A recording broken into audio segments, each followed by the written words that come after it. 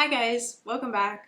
Before we jump into today's case, I just want to thank everyone who took the time to listen to last week's episode. Starting a true crime podcast is something I've been thinking about for quite some time now, and to just see all the awesome feedback has been super great, so thank you guys. Now let's hop into today's case. I'm your host Emily, and I dive pretty deep into these cases, and this week's case is no exception. So I'm warning you now, you may want to turn your lights on. Cruises are a super unique and convenient way to travel. You have the opportunity to wake up in a new country every morning without the packing and unpacking constantly. Without the long drives or long waits to board your flights, cruises have accommodations for dining and entertainment all in one place. Whether you're looking to unwind and shed some skin on a nice getaway from the everyday hassles of life, or if you're looking to explore, a cruise provides a stress-free, all-in-one vacation experience with something for everyone. Cruises often have large numbers of guests, so you have the opportunity to meet some new vacation friends or seclude yourself to the activities you came to enjoy. Unfortunately, there are many wonders of the sea, and this case is no exception to that. Amy Lynn Bradley was a newly graduate from Longwood University in Farmville, Virginia. She had a strong interest in basketball and even had an athletic scholarship to play throughout her duration of college. Amy earned her degree in physical education and was planning to continue her education by pursuing a master's degree in physical psychology. She studied hard and trained even harder. She even shared her love for the sport through her tattoos. Amy has a very distinctive tattoo of the Tasmanian devil spinning a basketball on her shoulder. Although basketball wasn't the only sport Amy was gifted in. She was also a strong swimmer, and when doing research on the case, a lot of sources differed on whether or not she was a swimming coach or a trained lifeguard. Regardless, she was a strong swimmer and had been swimming for most of her life. However, her strong swimming abilities did not help her cope with her fear of the open waters, and when her family decided to attend a cruise to Puerto Rico in 1998, her family admitted it took a great deal of persuasion. As reluctant as Amy was to board the Royal Caribbean Rhapsody of the Seas, her family was convinced that there would be plenty of distraction to keep her mind off the open seas beneath them. Her family was exactly right. By day 3, Amy, with the help of her brother Brad, had decided to lighten up on the all-inclusive trip. Amy and her brother had decided that they were going to take a little trip to the ship's nightclub. Brad, Amy, other passengers, crew members, and even members of the band danced until the early hours of the next day before they decided to head back to their suite.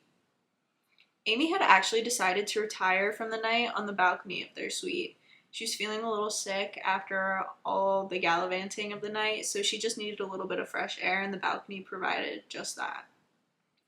Her father, Ron, vividly remembered seeing her there, but just 30 short minutes later, Amy's father was awoken again, and this time Amy was missing, and the door to their balcony was gaped open. Along with Amy, her lighter and cigarettes were gone, but everything else remained, even her shoes. According to sources, Ron instantly got that fatherly gut feeling that something was wrong. Amy wasn't known for being someone who typically woke up around 6 a.m., especially after a long night out. Ron and Iva, Amy's mother, alerted the ship's crew immediately about the disappearance of their daughter and pleaded with them to sound her name through the ship's speakers. With nearly 2,000 people on board the cruise, someone must know where their daughter was, or surely Amy would return to them. Unfortunately, the crew declined and proclaimed that it was too early to be sounding their alarms for Amy, but many of my sources suggest that the true reason behind the staff's refusal was because they didn't want to alarm or scare off any of their passengers. To make matters worse, the ship had started to dock at their destination, Caraco. The Bradley family begged the crew not to let passengers off the ship. Someone had to have had their daughter and demanded the staff put the ship on lockdown. At around 8 a.m., nearly 2 hours after her disappearance, Amy's family was finally able to convince the captain to help search for Amy on the ship. And at this point, her family feared that someone had taken her, but they still hoped that she was on that ship. Even after their valiant efforts, by 5 p.m., there were still no signs of Amy. And after the unsuccessful search for Ron and Iva's daughter, the Rhapsody of the Seas continued on their regularly scheduled stops and returned to Puerto Rico exactly when they planned to. At this point in time, authorities had become involved and they conducted a 4-day search for Amy. Royal Caribbean had also chartered their own boat to help with the search, but no luck. Now I know what you may be thinking. This happened in 1998, not the early 1800s. So wouldn't there at least be cameras on the cruise ship? This was my first thought too. Allegedly, the cameras on the cruise ship were not fully installed, so they actually weren't able to record any surveillance in certain areas of the ship yet. And these areas included the passengers' suites and those halls between the suites. The Bradley family was grasping at any lead that they could get to get their daughter back. They posted flyers throughout the area and even offered a $25,000 reward for anyone that had information that would help to resolve the case of where Amy is. With this information, there was nothing left for the Bradley family to do besides follow the leads of those who had claimed to see Amy after her disappearance. Since her disappearance, there have been a number of individuals that have claimed to see her. The first of many being a local cab driver who had seen the flyers that Amy's family had put up in hopes of finding her. In April of 1998, the cab driver claimed that Amy had approached him shortly after the boat docked in Caraco. He said she was frantic and searching for her phone, but their interaction ended shortly after that. Another interaction was actually with Amy's brother Brad. Just days after she was seen by the local cab driver, her brother stated that he heard Amy yell his name out of a van that was passing by.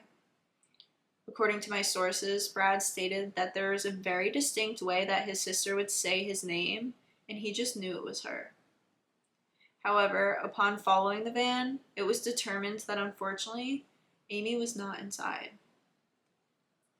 According to Canadian tourist David Carmichael, who was in Caraco on a vacation of his own, he had seen Amy with 2 men. Once Amy got closer to David and she realized he spoke English, she tried to distance herself from the men and approach Carmichael. Now this didn't grab David's interest, so he paid no mind to her. However, he quickly grew suspicious when Amy began to try and grab his attention. But the men stopped her before she could reach him and pulled her into a nearby restaurant. So instinctively, he followed them. He noticed a scar on her shin, and she was pointing to her very distinct tattoos in hopes that he would recognize her. And Carmichael did. He stated that he was 100% confident in the fact that the girl he had seen was Amy Bradley. David had tipped this to authorities, but once they got to the restaurant, there were no signs of Amy anywhere.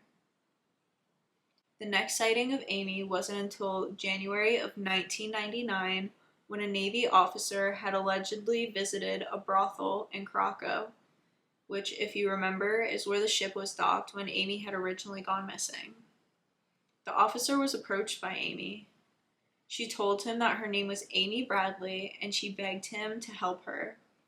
The petty officer had told her that there was a naval ship not too far. In response, she had stated that he didn't understand the severity of what was happening. Unfortunately, the officer did not help her out of fear of getting in trouble for being somewhere he clearly should not have been.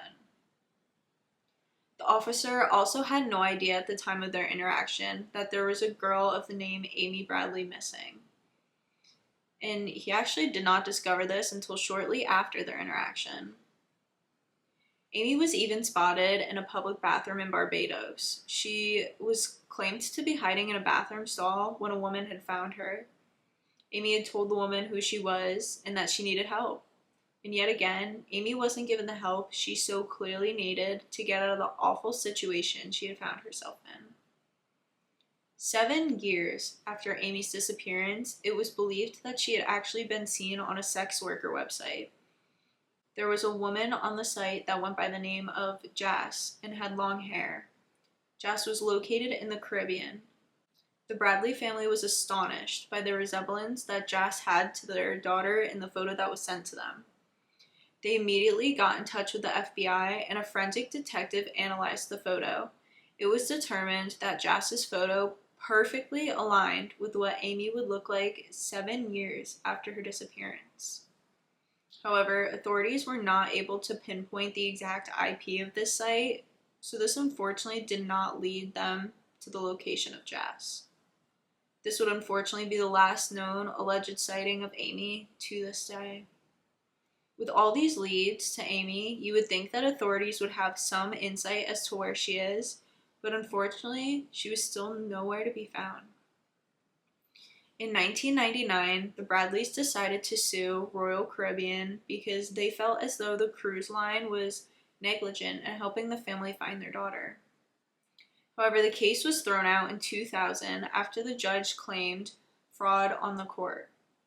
After Royal Caribbean's attorneys had brought to light that the Bradleys had withheld from the court that passengers on the ship claimed to see Amy after her disappearance. And with this news, the case was ultimately dismissed.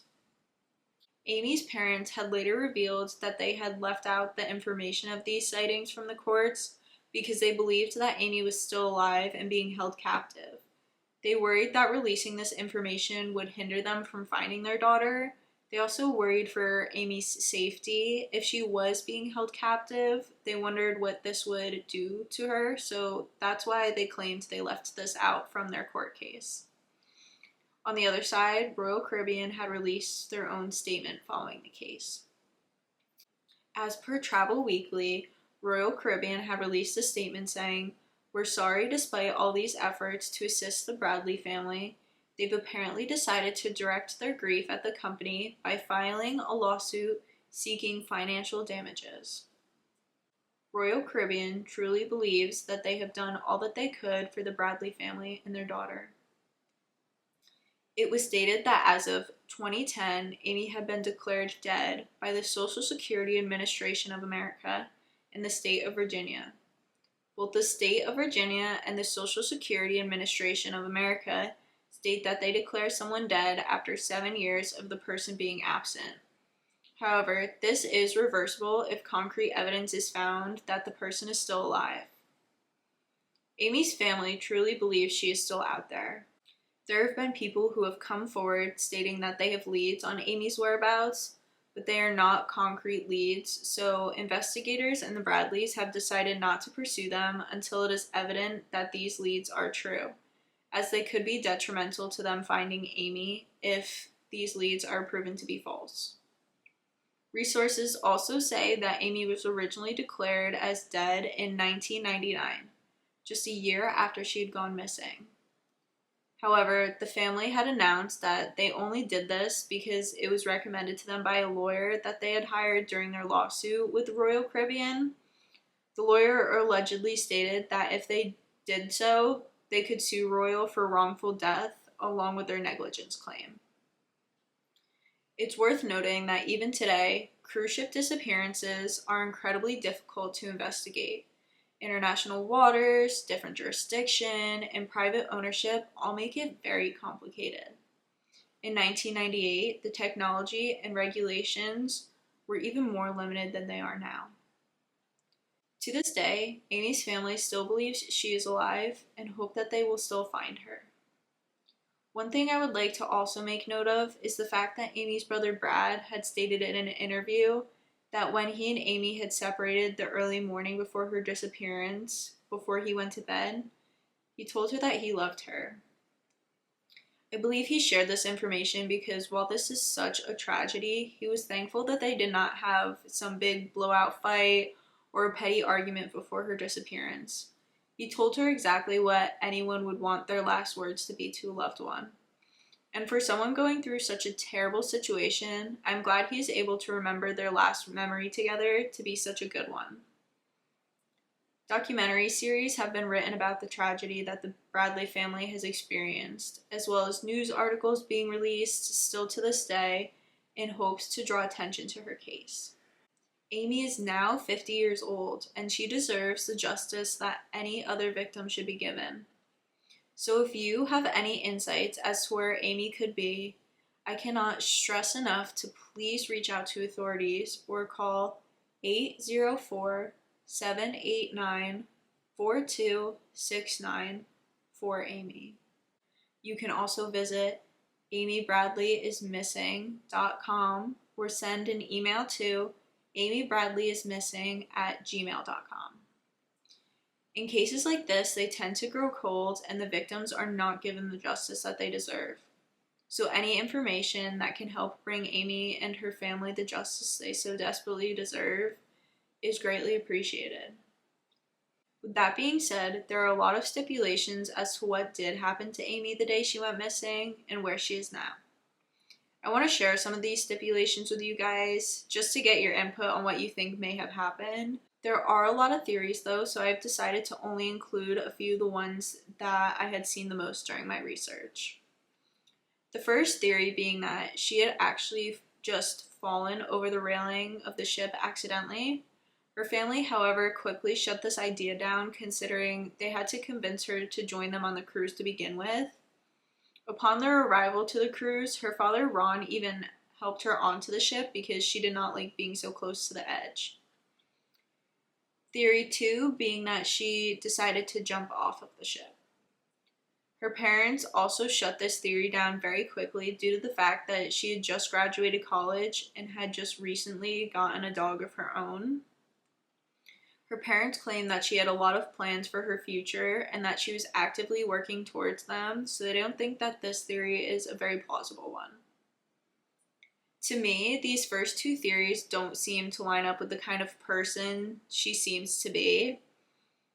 One, her parents made it very clear that she was scared of the open water, and she was very reluctant to even go on the trip to begin with, so I don't think she would be hanging around the railing very much. Two, she did seem to have a lot of potential for her future and was working towards her goals, such as working out how she was going to get her master's in physical psychology. And three, there have been a lot of people who have come forward and claimed they have seen her since her disappearance. It was not just one or two people, so I don't believe that all of these people would have mistaken someone else for Amy.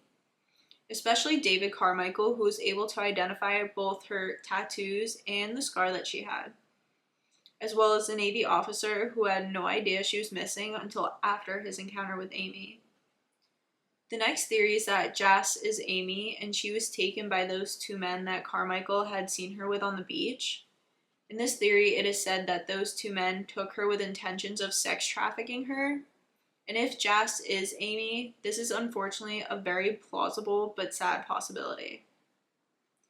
With nearly 2,000 people on one large ship and few working cameras that could lead authorities to where Amy may have gone, her being taken may sadly be easier than it should have been. Now the next and final two theories are the most talked about theories for very different reasons.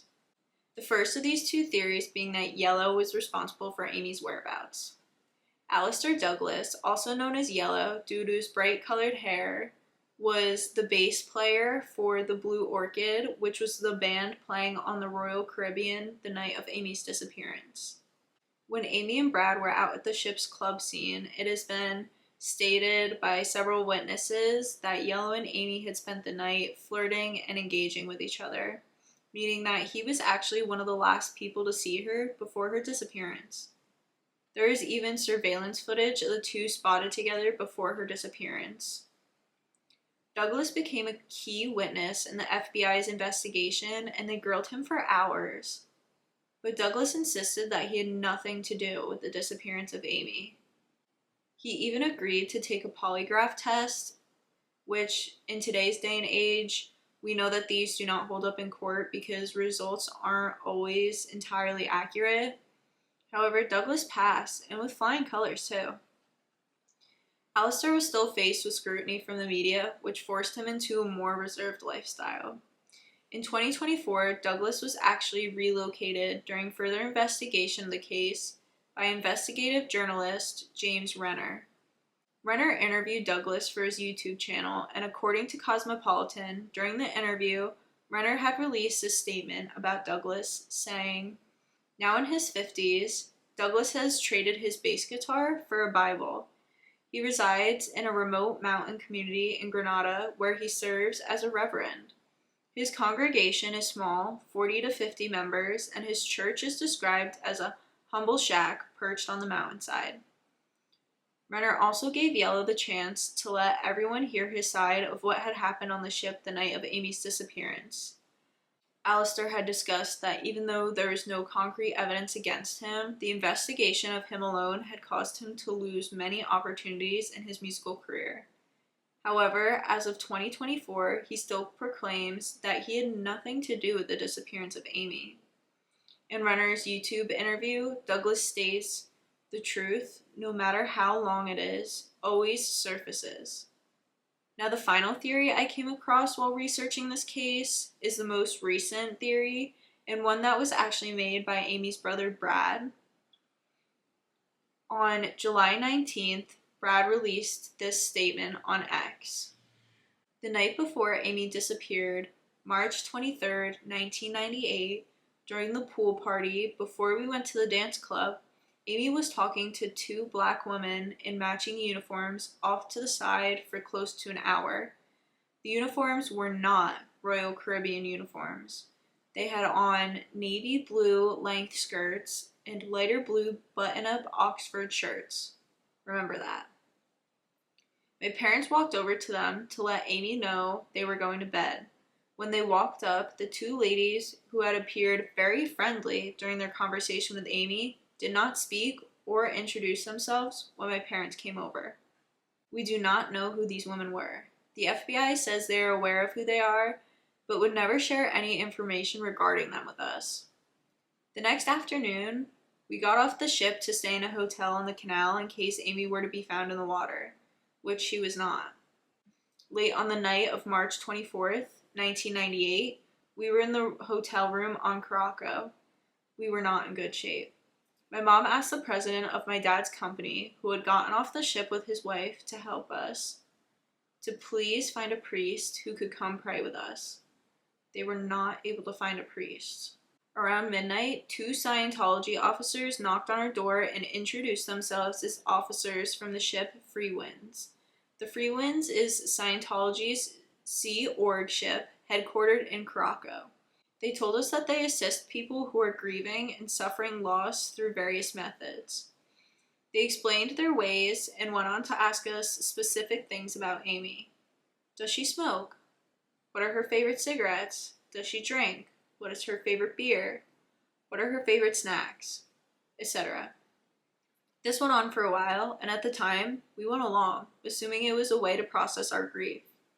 The interaction or interview went on for an hour or so until my dad asked them to leave. They invited us aboard their ship for whatever reason, but we politely declined. I am not claiming I know they were involved, but they left our room having learned a lot of specific details about Amy's favorite things, which, in retrospect, has been very suspicious to us ever since.